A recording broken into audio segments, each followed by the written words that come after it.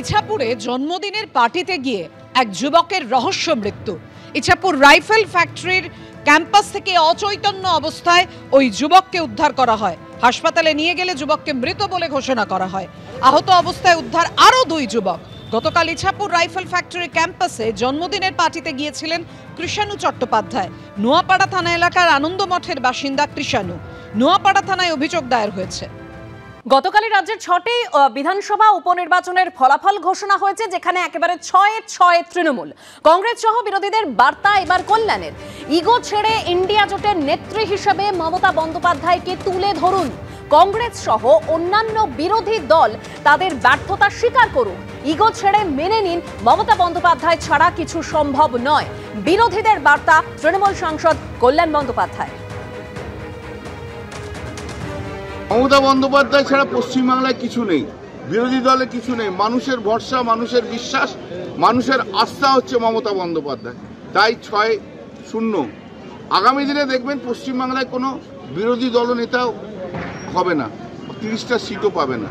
তবে এর সঙ্গে আমার একটা কথা আছে, যখন সারা ভারতবর্ষব্যাপী কংগ্রেস যখন পিছিয়ে পড়ছে, যারা অন্যান্য রাজনৈতিক দল, বিরোধী দল যখন পিছিয়ে পড়ছে, তখন তাদের ইগো ছেড়ে দিয়ে, তাদের সমস্ত কিছু ছেড়ে দিয়ে, তাদের দলের অস্তিত্ব রেখে ইন্ডিয়া জোট হিসেবে, সমস্ত বিরোধী দলের জোট হিসেবে, জোটের নেত্রী হিসেবে মমতা বন্দ্যোপাধ্যায়কে সামনে নিয়ে আসা উচিত এবং সামনে নিয়ে এসে ভারতবর্ষের বুকে সেই লড়াইটা লড়া উচিত।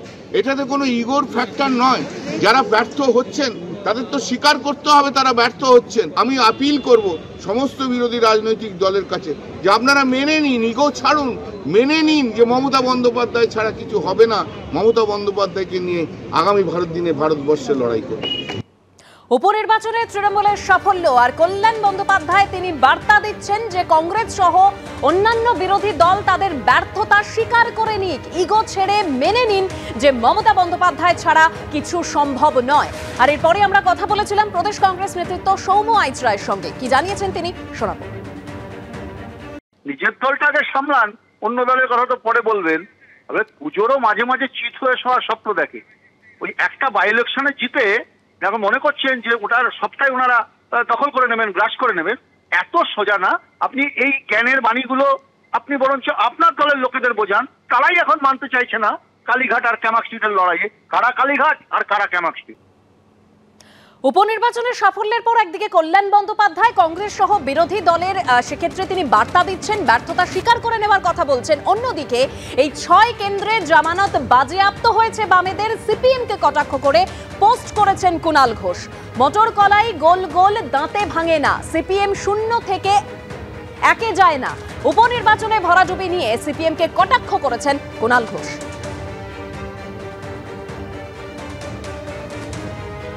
পশ্চিমবঙ্গের বিধানসভা উপনির্বাচন 6-এর মধ্যে 6টা তৃণমূল, মমতা বন্দ্যোপাধ্যায় উন্নয়নের বিপুল জয় এবং কুৎসার বিরুদ্ধে মানুষের রায়। গতকালের গান ছিল যে তৃণমূল তো জিতেছে, বিজেপি তো হেরেছে, কিন্তু এই যে বড় বড় কথা বলার পর সিপিএম তো গতকাল গান ছিল অরিজিৎ সিং এর মতো, আর কবে আর কবে আর কবে সিপিএম 0 থেকে 1 হবে। এটা গতকাল অবধি ছিল। এটা সোশ্যাল মিডিয়ায় 2-1 জন শুনেছেন, ঘুরেছে এদিক ওদিক। আজ সকালবেলা দেখি আবার একটা অনুরোধের আসর। আমি তো শিল্পী নই, কিন্তু অনুরোধের আসরে 2-1টা গান এলে তো চেষ্টা করতে হয়। তো সেই জন্য আবার সিপিএম এর জন্য আবার অনুরোধের আসর মেনে মোটর কলাই গোল গোল দাঁতে ভাঙে না, আর সিপিএম 0 থেকে 1-এ যায় না। মোটর কলাই গোল গোল দাঁতে ভাঙে না, আর সিপিএম 0 থেকে 1-এ যায় না। আমরা একদিন এবার গালাগালি দিতে শুরু করব।